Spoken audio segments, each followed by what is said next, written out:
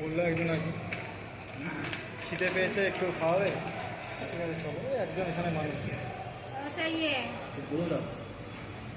চাচা।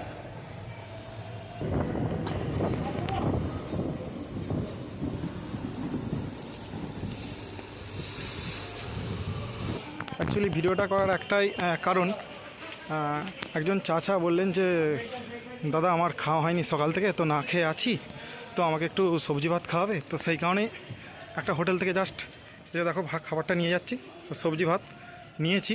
তো আমার নিজেরই খাওয়া হয়নি, সিরিয়াসলি বলছি, আমি এখনও ভাত খাইনি।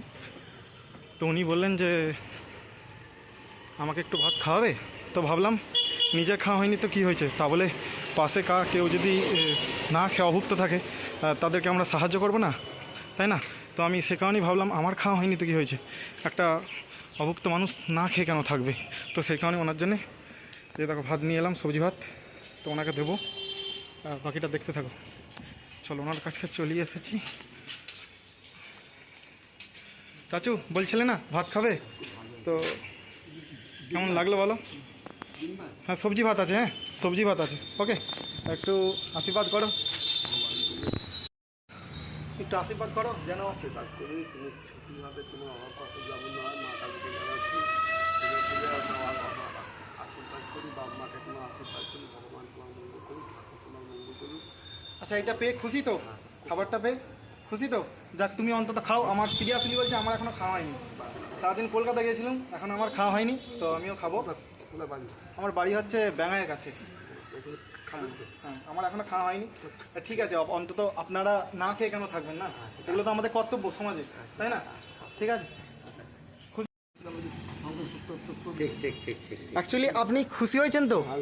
খুশি তো? জাস্ট এটাই আমি দেখতে চাই, আপনি যে খুশি হয়েছেন এইটুকুই, ঠিক আছে জাস্ট। ঠিক আছে, আর এই ভিডিওটা আজকে ছাড়বো, হ্যাঁ অসুবিধা নেই তো? ঠিক আছে চলো চলো, ঠিক আছে। মানুষের সাথে আমরা আছি পাশে, আমি আরও অনেক হেল্প করি, কিন্তু বাট আমার ব্যাঙায়ের কাছে বাড়ি, বিজলকোনা। হ্যাঁ বিজলকোনাতে বাড়ি। তো আমরা অনেক সঙ্গে যুক্ত আছি, অনেকের সঙ্গে করি কাজ, কিন্তু অ্যাকচুয়ালি আমাদের নিজে ধরুন ছাড়ুন, আমাকে নেই ছাড়ুন না, অসুবিধা কিছু নেই। দাঁড়ান দাঁড়ান না, কীভাবে আমাকে ভাত কিনে দিলে আমি বলবো আমার খাওয়া দাওয়া হয় না, সবজি ভাত কিনে দিতে যেমন ক্ষমতা তুমি আমাকে দিয়েছো, আমি আনন্দ করে আমি খাই। আমি তোমার বাবা মাকে আশীর্বাদ করি, তোমার বাড়ির সকলকে আশীর্বাদ করি, তোমার যেমন অভাব কষ্ট যখন না হয়। আমার কষ্ট হচ্ছে, কিন্তু আমি দুপুরবেলা 3:30 বাড়িতে যাচ্ছি, সকাল থেকে হাঁপাহাঁপি করছি, যদি খাবার জন্য ওদের লোককে বললে আমি আসছি কিনে দেবো। ঠিক আছে ঠিক আছে, আর আপনাকে বকাবো নি, ঠিক আছে। দারুণ দারুণ। আমার নিজেরও এখনো খাওয়া হয়নি, আমি সকাল থেকে না খেয়ে জাস্ট গিয়েছিলাম, আমি এবার বাড়িতে খাবো। অন্তত আপনারা অন্তত না খেয়ে থাকেন, ঠিক আছে নাকি বলুন? ঠিক ঠিক, এটাই তো মানুষ হয়ে মানুষের পাশে দাঁড়াতে হবে না? ঠিক ঠিক ঠিক ঠিক ঠিক ঠিক ঠিক আছে চলো, ভালো থেকো, খাও, আসছি। ঠিক আছে, আর বকাবো না, কারণ অনেকটাই সময় চলে গেছে। উনিও এলেন এগিয়ে মানুষের পাশে থাকার জন্য। তো দেখুন মানুষের উপকারে থাকি সব সময়, যতটুকু দিলাম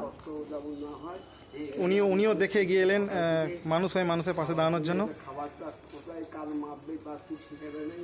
ঠিক আছে, ভেবেছিলাম যে আমার মাপবে মুড়ি দিতে একদম একদম মাপবে, কিন্তু উপরওয়ালা আমাকে 3:30 সময় একটি দাদু ভাই, তিনি তার বাড়ি হচ্ছে ডাঙ্গাটের বাড়ি, তিনি আমাকে তার যেমন ক্ষমতা সবজি ভাত আমাদের কিনে দিয়েছে, আমি খুব আনন্দ পেলাম। ভিখারি মানুষ। না না না ঠিক আছে ঠিক আছে। আমার নাম অশোক কুমার অধিকারী, আর আপনার নাম কি?